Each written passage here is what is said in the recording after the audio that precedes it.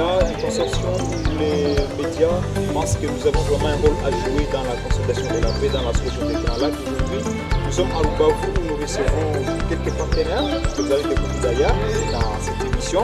On va parler du rôle de leur travail et comment est-ce que le travail aide les organisations de la société civile mais aussi les médias à construire la paix dans la région des Grands Lacs. Bonjour mesdames et messieurs.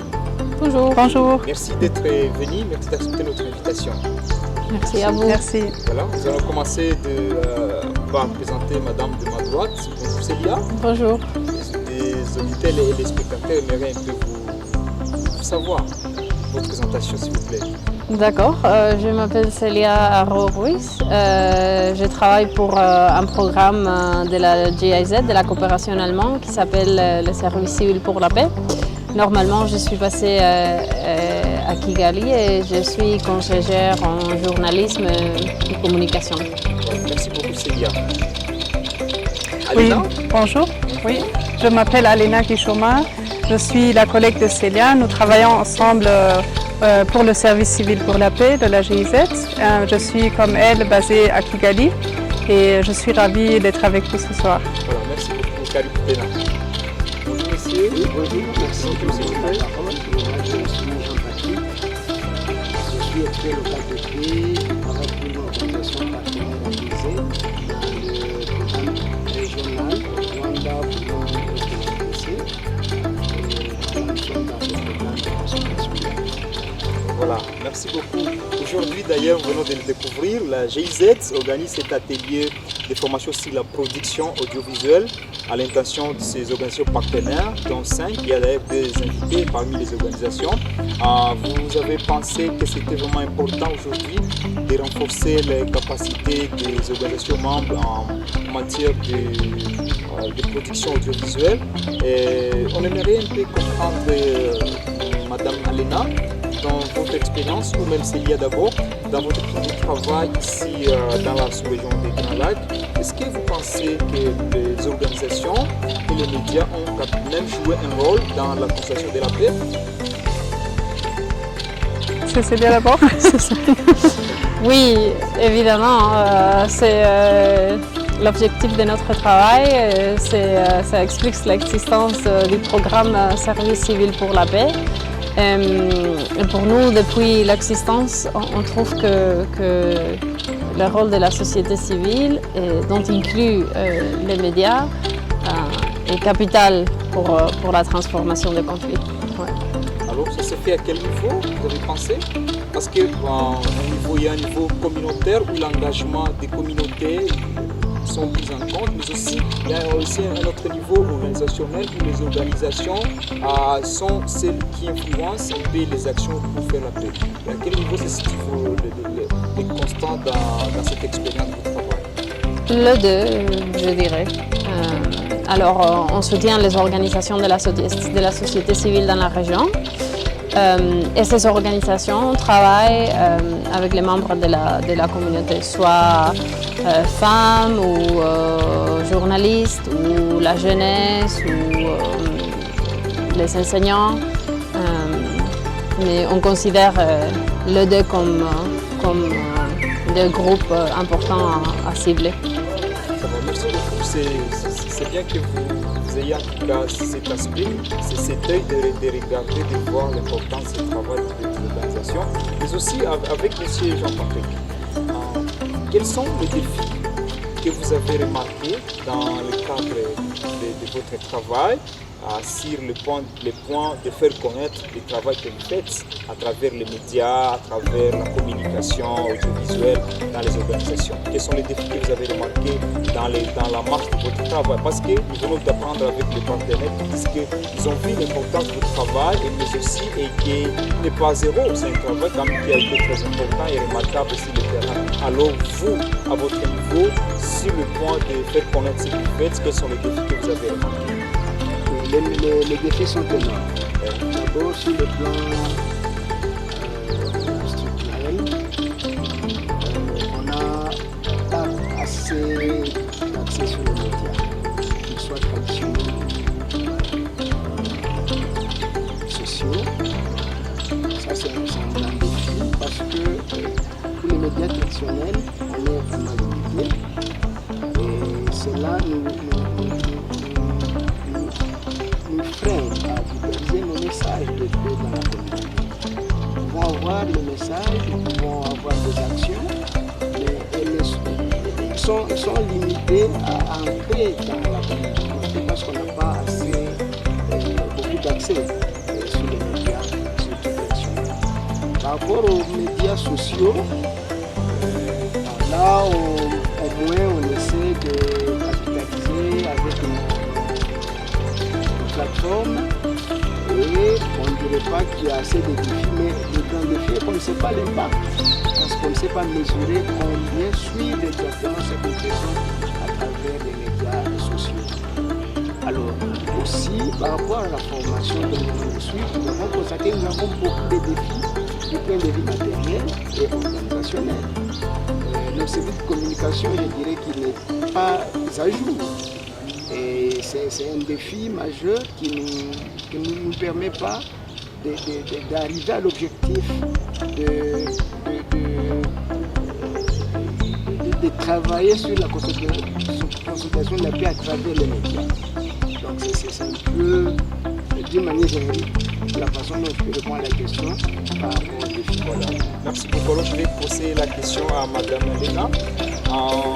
Selon les interventions, surtout de M.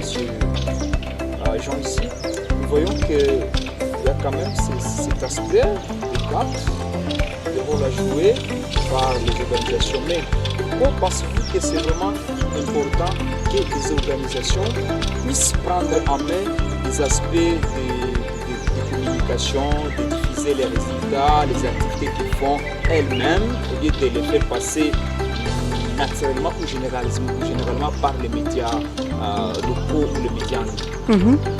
Alors je pense que c'est important dans deux dimensions. D'un côté, comme Jean-Patrick l'a dit, pour être en contact aussi avec la communication qu'ils sont en train de servir avec leurs activités. Et de l'autre côté aussi pour être donc une organisation qui donne une image professionnelle à l'extérieur, pour aussi attirer des financements et pour être visible au niveau international, c'est aussi très important d'avoir une communication professionnelle. Alors pour avoir une organisation professionnelle, une communication professionnelle au sein de l'organisation, quels sont les aspects les plus importants sur lesquels devraient alors se rallier? Quels sont les aspects quels sont vraiment les aspects, les principes essentiels pour que cette communication à l'intérieur de l'organisation soit quand même efficace? Il y a d'abord des ressources qui sont nécessaires pour avoir une communication professionnelle, donc des ressources en termes de matériel, humaine, budgétaire aussi. Souvent, on a observé que, comme souvent les ONG dans ce domaine ont des limitations en termes d'accès à des moyens. Ce n'est pas un domaine qui est évidemment mis en premier plan par les organisations. Donc souvent, on réalise qu'il y a des manques sur ce niveau-là. Deuxièmement, il y a aussi des compétences, bien sûr, qui sont nécessaires pour effectuer ce travail. Donc on essaie de les appuyer sur les deux domaines avec cette formation. Peut-être que je vais demander à Céline de nous répondre à cette question. Comment arrivez-vous comme organisation partenaire qui soutenez les organisations partenaires locales ou nationales, régionales même, comment parvenez-vous à comprendre les besoins nécessaires pour les appuyer? En établissant des relations long terme. Ici, on a Jean-Patrick qui travaille pour Club de Jeunes pour la Vie. On est des partenaires depuis 2018, donc ça fait déjà 8 ans. Pour les services civils pour la paix, c'est très important d'établir des partenariats en long terme et d'être à côté de partenaires les plus proches possible. Donc de toujours établir un dialogue très ouvert et très transparent entre les deux partenaires, les organisations locales avec lesquelles on travaille et nous comme programme, et de les écouter et de répondre aussi aux besoins. Donc en fait, cette formation sur la communication, c'est un des résultats d'une recherche et une enquête que Alena et un autre collègue ont fait pour savoir et pour trouver les besoins des organisations partenaires en termes de développement organisationnel. Et la communication a ressorti comme un besoin. Donc voilà, ça été fait en 2023. On a commencé ces genres de formations en 2024 et on continue en 2026. Donc vous voyez, c'est quelque chose de long terme. Oui. Ouais. Nous allons parler des changements que ces formations ont commencé à apporter. Mais d'abord, quand vous parlez d'aspect de partenariat à long terme, je pense que plusieurs organisations au niveau régional ont en tout cas besoin, et leur grand rêve, c'est d'être en partenariat avec les organisations internationales, comme GIZ. Alors, j'aimerais peut-être demander la question à Jean-Patrick.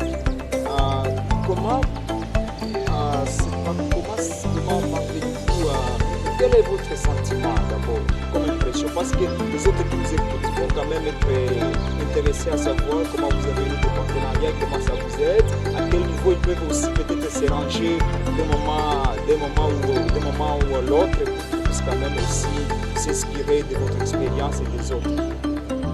Oui, le sentiment est vraiment satisfaisant. Nous sommes satisfaits largement même.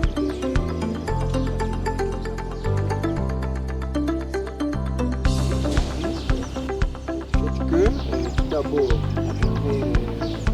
nous avons la subvention qui permet d'organiser nos activités. Et de cette subvention, nous abordons les activités qui aident la communauté à la cohésion, à lutter contre la manipulation, surtout au niveau des jeunes. Donc, nous pouvons être satisfaits que nous soyons en mesure d'organiser des activités qui ont un impact direct à la communauté à partir de la GIZ. Vous êtes-vous à garder ces talents? Ce qui nous aide le plus, c'est le travail que nous faisons sur le terrain. Le travail que nous faisons avec les jeunes, dans la communauté, ça nous aide de garder cette relation. Parce que je pense que les gens aussi satisfaits de notre travail pour maintenir cette collaboration. Et je pense que c'est le plus important qu'en tant que partenaire, nous soyons en mesure de mener à bon port cette collaboration qui est impact sur le terrain. Pour nous, l'impact, c'est d'ancrer dans la population cet esprit, cette culture de paix, cette culture de la tolérance, cet esprit de non-violence. Et avec l'accompagnement des GIZ, nous y parvenons.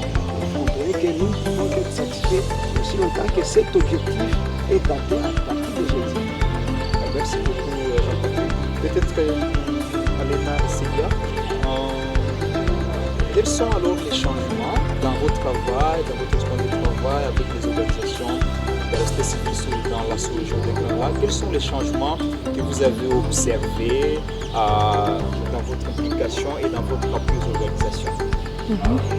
Alors spécifiquement dans le domaine de communication et production audiovisuelle, je peux dire que cette formation, nous l'avons déjà offert l'année passée à nos partenaires au Rwanda et au Burundi, et nous avons trouvé que le contenu que nous voyons sur les différents canaux de communication qu'ils utilisent a vraiment augmenté la qualité et la quantité. Donc nous espérons de voir aussi la même chose après cette formation ici. Et aussi, comme Célia a dit, c'est une suite à une autre formation que nous avons déjà fait en 2024. Et à ce moment-là, on avait travaillé sur d'autres aspects comme le site web et des chaînes de réseaux sociaux. Et nous avons vu que après la formation, les organisations sont parvenues à créer leur propre site web, ceux qui n'en avaient pas encore, et c'est vraiment un très grand succès. Pareil pour des chaînes de réseaux sociaux. Et ça donne aussi, non seulement ça renforce la visibilité des organisations en tant que telles, mais aussi nous espérons donner plus d'espace, je dirais, dans le monde numérique ou sur les réseaux sociaux, sur les espaces de communication en ligne à des acteurs de paix, pour aussi avoir un poids contre tous les voix qui divisent la région ici. Voilà, merci beaucoup, Alena. peut-être s'il y a ajouté quant à ça par rapport aux changements que vous avez observés, mais aussi même les changements que vous espérez avoir peut-être à court à long terme. Je crois qu'un aspect additionnel, c'est aussi le fait de se rendre compte de l'importance de la communication. Donc, dans plusieurs cas, on a vu que les organisations ont trouvé les moyens de recruter quelqu'un qui s'en charge de la communication ou même de nous demander comment faire pour trouver aussi les moyens de recruter quelqu'un. Et je pense aussi que ça c'est aussi un succès, ou même d'élargir l'équipe de communication qu'ils avaient avant, de aussi se rendre compte de l'importance de matériel, de qualité, ou de budgétiser la communication dans le développement, dans le design de leurs projets. Donc ça c'est aussi un aspect que je pense est positif. Et un autre aussi, c'est de se devenir plus innovatif aussi par rapport à la communication. Donc on a un cas d'une organisation qui avait l'idée de produire un podcast, qui nous a demandé des soutiens pour cela, et qui, après la formation, a finalement réussi à lancer ces podcasts. Donc c'est ce genre des initiatives et des choses qui rendent ces formations bien. Voilà, c'est très encourageant. Mais aussi peut-être que pour aller vers la fin de cette émission, on aimerait alors savoir quelles sont les recommandations. Si vous étiez en tout cas demandé aujourd'hui de formuler d'autres recommandations pour améliorer le travail que vous faites en faveur des organisations, et pour que les organisations puissent s'approprier à l'appui que vous faites, qui est très important dans leur marche, quelle serait notre proposition? Mm-hmm. C'est une bonne question. Hein? D'abord, on a toujours l'impression que même si on essaie de mieux répondre aux besoins des partenaires, que ça ne suffit pas vraiment, ce qu'on peut faire. Donc que ce soit le nombre de formations qu'on puisse organiser, ou que ce soit l'équipement qu'on peut financer pour eux, par exemple en termes d'équipement audiovisuel. Donc déjà ce besoin de faire plus est là, et je pense que le besoin est réel. Si on pouvait avoir plus de moyens, ça serait vraiment, ça aurait une signification très grande. Sinon, je trouve que un des efforts qu'on essaie de poursuivre aussi, c'est de travailler mieux ensemble, non seulement donc essayer de remettre mieux en lien les partenaires entre eux, que ce soit au niveau national ou transfrontalier, mais aussi nous en interne au sein de la GIZ, on peut améliorer encore notre collaboration pour avoir plus d'impact et ne pas répéter par exemple les mêmes interventions, ou bien travailler avec des partenaires qu'on pourrait très bien combiner et avoir un effort commun. Peut-être on va donner la parole à Jean-Patrick. C'est bien, c'est les recommandations que vous pouvez formuler. Bon, pour ajouter à ce qu'Alena a dit, peut-être le fait que dans les dernières années, je pense qu'on traverse une période un peu obscure par rapport aussi au développement et la coopération. Donc voilà les témoignages qu'il faut être présente, il faut aussi continuer, que les relations doit être toujours nourri et bien gardé, et que ce travail reste aussi important parce que ça touche aussi la vie de beaucoup de monde. Tout le monde veut vivre en paix et en harmonie, donc c'est pas quelque chose de donné. On doit s'investir, on doit faire un effort. Et voilà, c'est un appel à la société en général d'être beaucoup plus sympathique et sensible à l'humanité. Merci beaucoup, Célia. Jean-Patrick, vous avez montré en tout cas l'importance de votre travail d'abord, mais aussi vous avez présenté aussi qu'aujourd'hui, vous parvenez à découvrir qu'il y a quand même un grand rôle que la communication à l'interne doit jouer en étant améliorée, pour que votre impact continue à être quand même perceptible dans la communauté. Alors, en termes de recommandations, que formulez-vous comme recommandation d'abord à vous, organisations, à tous les organisations partenaires des GIZ ici présents? Bien, merci beaucoup. En tout cas, ma première recommandation, c'est de demander de renforcer encore la communication et l'accompagnement. C'est vrai, je l'ai dit dans les défis, j'ai constaté à travers cette formation que notre niveau de communication est encore bas. Et il nous faut vraiment un accompagnement pour nous aider à grandir, à asseoir une stratégie de communication solide dans notre organisation. Et cela, bien sûr, commence par peut-être l'appui ou la prise en charge de notre système de communication, en commençant par les ressources humaines et aussi le matériel. Donc nous pouvons vraiment bien faire si nous n'avons pas votre accompagnement sans être soumis. Et ça serait ma recommandation à moi de ne pas nous lâcher, de continuer à nous appuyer dans la façon de communiquer et pourquoi pas nous pousser à mieux faire. Il faut aussi nous pousser à mieux faire. Vous pouvez constater que nous n'avons pas été à la hauteur, par exemple, une activité et nous dire comment nous pouvons améliorer. Donc c'est cet accompagnement que je veux pour que, en tout cas, parce que j'ai constaté que les activités, on peut mieux faire, mais si on ne les a pas répercutées dans la communauté, à travers la communication, à travers les médias, en tout cas, on restera encore dans une boîte alors que nous faisons grand. Donc, en tout cas, c'est cet accompagnement que je le sollicite.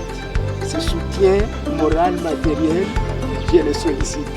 Et donc, ça nous aidera à mieux faire et à produire de bons fruits par rapport à notre travail. Merci beaucoup Jean-Patrick. Peut-être votre sollicitation, votre recommandation nous pousse à poser la question encore aux partenaires de GIZ, du service civique pour la paix de la GIZ. Quelles sont les perspectives d'avenir après aujourd'hui vous, atelier de 5 jours avec les partenaires? Quelles sont les perspectives? Quelles sont les étapes qui suivent? À quoi pouvons-nous espérer encore de plus dans un très bref délai peut-être? Alors, cette formation constitue de 2 parties et j'espère que le message aussi est passé chez les partenaires. Donc, il y a cette formation de 5 jours, mais il y a aussi le consultant qui a donné cette formation avec nous, qui va se déplacer dans quelques mois à Bukavu et à Goma et à Gisenyi pour faire un suivi. Et ça veut dire qu'on va quitter cet atelier avec un plan clair sur ce qui doit se faire dans les prochains mois et avec la perspective d'un appui supplémentaire d'une autre session de travail avec le consultant et d'avoir des produits de qualité à ce moment-là avec notre soutien. Ça c'est un. Deuxièmement, nous sommes en train d'acheter plus de matériel qu'on ne peut pas encore offrir directement aux partenaires à ce stade, mais on va en avoir dans chaque pays, dans les 3 pays, que les partenaires peuvent prêter gratuitement. Donc tout ce qui est nécessaire pour produire vraiment des produits de qualité. Les micros, les caméras, les trépieds, tout ça. Ça aussi, ça sera disponible pour vous à tout moment. Voilà, et puis on est toujours là, il suffit de nous écrire un email, de nous appeler, dire on a besoin d'un tel appui, on est là. Voilà, merci beaucoup merci. Pour cet entretien. Peut-être un mot, Mides for Peace, une organisation qui a été invitée à prendre part à cet atelier. Elle a été beaucoup intéressée au travail que vous faites d'abord, et les travaux aussi de consultation de la paix. Quel est le message que vous pouvez leur adresser pour les encourager, ainsi que d'autres qui aspirent de travailler, de contribuer à faire une région de Grand Lac Pacifique où les médias jouent en tout cas un grand rôle dans la consolidation de la paix? Peut-être Célia, peut-être Alina? Oui, de n'arrêtez pas à faire le travail que vous faisiez, d'être aussi actif, de continuer à nourrir les relations qui existent déjà, mais aussi à établir de nouvelles relations avec des autres acteurs, soit en Burundi, soit en l'Est de l'RDC, Je sais que la situation en RDC reste toujours très délicate, donc de ne se devenir très pessimiste, mais de continuer petit à petit. C'est un travail long terme, donc ouais, de continuer. Voilà. Merci beaucoup. Déjà, ajouter Oui, quelque chose? oui. Je ne manque pas en tout cas d'intervenir sur cette cas. Une recommandation à Media for Peace, c'est d'être neutre. Le travail toujours pour la paix. Nous savons dans notre région combien les médias sont utilisés pour le tranchant. Il y a des médias qui sont propagandistes, qui peuvent se dire de paix parce qu'ils appuient une tendance qui aussi suppose travailler pour la paix, et pourtant dans la communauté cette tendance n'est pas réellement pour la paix. Et donc je peux demander à Media for Peace d'être vraiment neutre et de travailler réellement pour la paix. Merci. Merci beaucoup, c'est complètement terminé pour cette émission de Media for Peace organisée ici à Rubavu. Nous sommes au Rwanda, nous sommes à l'ouest du Rwanda. Avec les participants, nous sommes vraiment très ravis et nous fixons que cette émission est publiée sur nos différentes plateformes et les médias partenaires. Nous serons très ravis encore de vous savoir très prochainement. Merci. Merci beaucoup. Bonne continuation. D'accord, merci beaucoup.